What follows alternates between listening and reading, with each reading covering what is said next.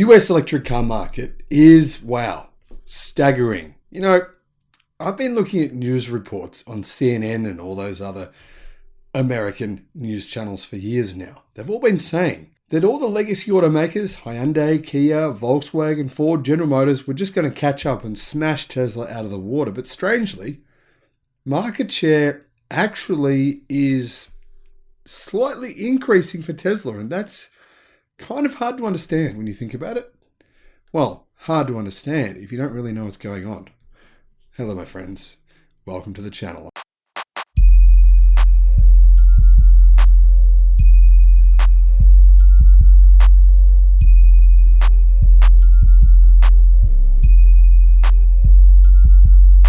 I'm the Electric Viking. Great to see you. Thank you for subscribing.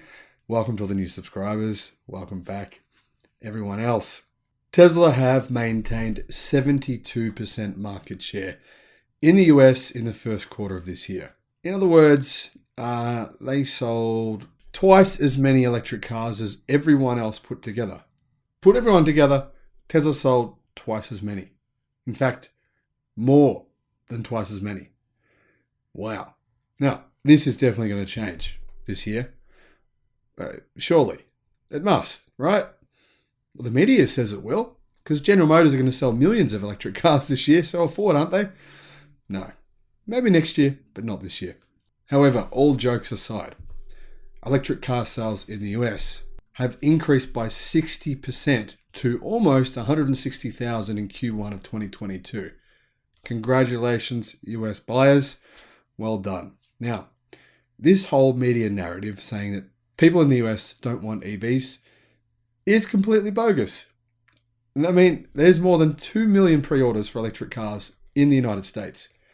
Imagine if automakers could suddenly go, hey, guess what? Half our models are electric now.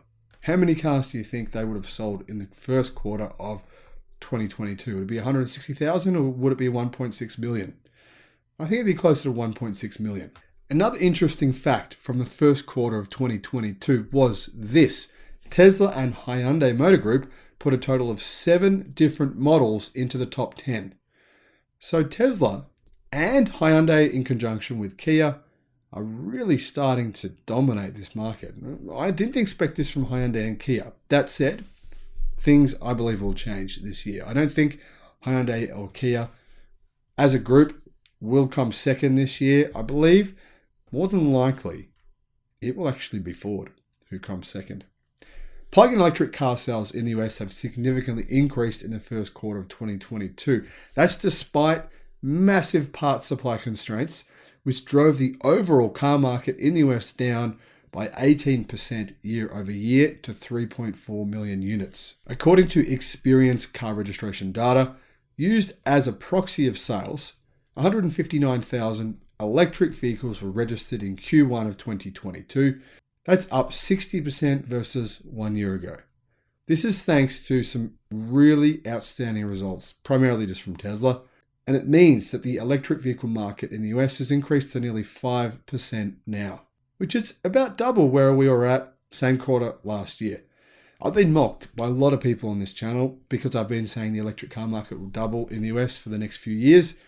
Well, I just got it right, guys. I bet you guys have been mocking me. You're probably not watching this right now. But hey, if you are, suffer in your jocks. Anyway, among the top 10 electric car sales, the top 10 leaders in the US for the first quarter, 4 of them were Tesla, Model 3, Model Y, Model S, Model X, and 3 were from the Hyundai Motor Group, which were the Hyundai Ioniq 5, the Kia EV6, and the Kia Niro EV. The only other models in the top 10 were the Mustang Mach-E, the Nissan Leaf, and the Volkswagen ID4. Now, I'm constantly shocked the Nissan Leaf even sells anything. I mean, I don't know about you guys, but here in Australia, they're very, very expensive. They cost not much less than a Tesla Model 3. And I just don't understand why you would buy one versus a Tesla Model 3. But, they are a bit cheaper in the US, but still, why would you buy a car with, it doesn't have lithium iron phosphate batteries and doesn't have thermal battery management? That to me is just, I don't know. I don't understand it. Somebody please explain to me the rationale behind your thoughts of why you bought a Nissan Leaf. Second hand though, brilliant car. because secondhand they're worth nothing. So yeah, brilliant. I'd buy one secondhand here if I could get one at the prices that you guys in the US are paying for them. Tesla's position in the US market is incredibly dominant. Its 113,900 registrations in Q1 were an increase of 60% year over year, and that translates to a 71.8 market share. Let's just call it 72%. Like I said, Hyundai is doing pretty well as well. It has 15,414 units sold, including 8,450 Kia and 6,964 Hyundais. That's 2 times more than Ford at 7,407. So yeah, Ford does have a fair bit of work this year to overtake Kia and Hyundai together. But let's have a look at the manufacturers individually. Tesla, of course, 113,900 deliveries. Kia, 8,450 deliveries.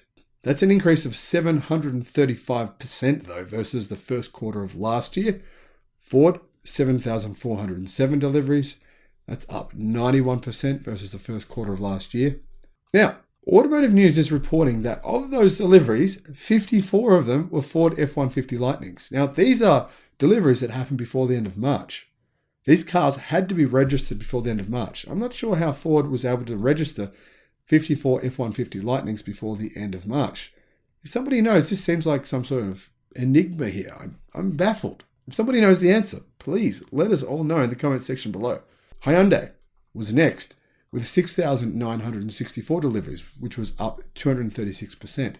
Next was Nissan with 4,401, up 23%. Volkswagen ID4 next, 2,926 deliveries, an increase of 656%. Wow, that's a big difference. Polestar with the Polestar 2, 2,384. Rivian, 701. I know, Rivian said they've made thousands and thousands of cars, but they haven't been registered, so they can't be counted, sorry. Chevrolet with the Bolt EV and the EUV, 479, which is down 95%. Lucid, 308 registrations. GMC with the Hummer EV, 80, and all other brands combined to produce 10,707. This is pretty exciting. The future of electric cars is accelerating massively in the US. Tesla's leading the way. Hopefully, Ford and General Motors can start picking up some of the long slack they've been holding this year and ramp their production up. Now, there's a lot of people who love General Motors, and I know there's a lot of people subscribe to this channel who love General Motors, and I have criticized General Motors a lot. I think most of my criticism has been fair. I think Mary Barra has intentionally lied to investors and should be prosecuted by the SEC. I honestly personally think that she should, at the very least, be paying tens of millions of dollars in fines for misleading and defrauding investors. Why? Have a look at her promises she's made over the last few years. See if any of them have come true. I'll wait, because there's a lot of you guys posting about General Motors on forums, constantly saying General Motors are doing amazing things. I think you could be right. It's possible that they will deliver amazing things in 2023 or 2024. They're not going to this year. They didn't last year. They didn't the year before, and they didn't the year before that. So all these promises right now are, well, honestly, a joke. They are one big joke. And I'm just sick of hearing Mary Barra lie. And I think she's been lying. I think she's known exactly what GM has been doing. She's been very well aware of their real plans and when the timeframes would actually come about. And you guys, a lot of people criticize Elon Musk, and fairly so. Sometimes I think he makes things up. He exaggerates in order to to boost the stock price. I don't know. But he gets taken to town for it. The only person criticizing General Motors, do a Google search and write something like Mary Barra. You'll find the only videos coming up that are criticizing her are from me. No one else. No one in the media is calling her out for making claims that General Motors has not held up to. They've made a lot of them. I'm going to make a video soon showing you all the claims with the timelines of when they were and whether or not they came to fruition. None of them did. So don't get me wrong. GM may in fact be able to deliver millions of EVs within the next few years, and if they can, I'll be as excited as the biggest General Motors fans. I love electric cars, but you've got to call someone out when they talk nonsense, and that's what Mary Barra has been doing. So GM, what are you now? You delivered 470 EVs in the first quarter of this year. You're still claiming you're going to beat Tesla in 2025. You're still claiming you're the number one electric vehicle car manufacturer on the face of the planet, and you're still taking full 100% credit for the microcars built in China, where you hold a 40% ownership of the company because it's not your company. You're just an investor in a company that sells those cars. General Motors just has a financial investment in that company. They're still claiming you're number 2 in China because you hold a 40% investment in that company. That doesn't hold water. Now, when we get to EV manufacturers that are doing something right now, I feel like really Rivian's having a good shot at it. Lucid having a good shot at it. They're at least delivering some cars. They're beating GM for heaven's sake. And they're new car companies. They're brand new. Clearly, Kia and Hyundai, they're trying to ramp up. And they're close globally. Over the first quarter of this year, they're very close globally to Volkswagen. They've massively closed the gap on Volkswagen. Ford, obviously, are doing their best to ramp up production as well. And hey, F-150 Lightning is coming out. People are saying a lot of good things about it. I'm excited to see those. Now, getting back to GM for just a minute before I finish. A lot of people are saying it's not General Motors' fault that they sold 26 EVs in the fourth quarter of last year. They're saying it's not GM's fault, it's somebody else's fault. If Tesla only had one battery supplier, and that one battery supplier had problems with batteries, would we say it's not Tesla's fault? Would we just say, no, it's not Tesla's fault, they only delivered 26 EVs in the fourth quarter? Not them, don't blame them. It's somebody else's fault. Is that taking personal responsibility for your actions, or is that just blaming other people? Now, General Motors has had a decade to ramp up production of EVs and of the Bolt. They never bothered. I think that's an intentional delay on General Motors' part. Why? Well, financially, it actually makes sense for them temporarily. In the short term, it's like ice cream happiness. Every EV sold destroys Legacy Auto's future revenue stream. Since they require almost no maintenance, Legacy Auto gets most of their profits from parts, servicing, and financing. Destroying future revenue streams seldom leads to company prosperity, at least in the short term anyway. And that's the same way that Kodak thought about digital cameras. Why would we sell those when we can make lots of money selling film, right? I know someone who didn't service their Tesla until it had done 50,000 miles. There was just no reason to do so. It's a good example, right? Management at legacy auto companies are delaying EVs as long as possible so they can collect their bonuses in the short term, right? Look at General Motors executives' compensation. I've reported on it. It's gone up massively over the past 12 months because of so-called performance, right? Ford, same exact thing. Stellantis, same exact thing. These guys are getting paid, literally, in many cases, double what they were paid last year for performance. Now, if they had restructured their companies and started to really focus 100% on building EVs, would they have been able to enrich themselves so much? I don't think so. We need to start talking truthfully about what legacy automotive companies are doing. Mainstream Auto said they would have already crushed Tesla. They're a million miles away from doing that. What happened? What happened? Long term, EVs will provide higher margins than internal combustion engine vehicles. We can see that from Tesla, right? Making the highest margins of any automaker on the face of the earth. But that won't happen until manufacturers hit scale. You need big scale to make profit. I'm talking millions per year.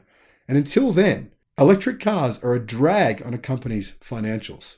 And that's exactly why Tesla, who sold a small fraction of the cars that Toyota did in the first quarter of this year, made more profit than the biggest car company on the face of the earth.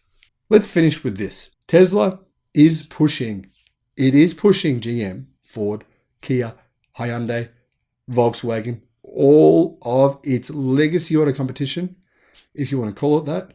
Tesla, BYD, NIO, XPeng, they are pushing these companies to change. These companies don't want to change. They're being pushed to. Make no mistake. If you hate Tesla, if you hate Elon, it doesn't matter. The facts are the facts.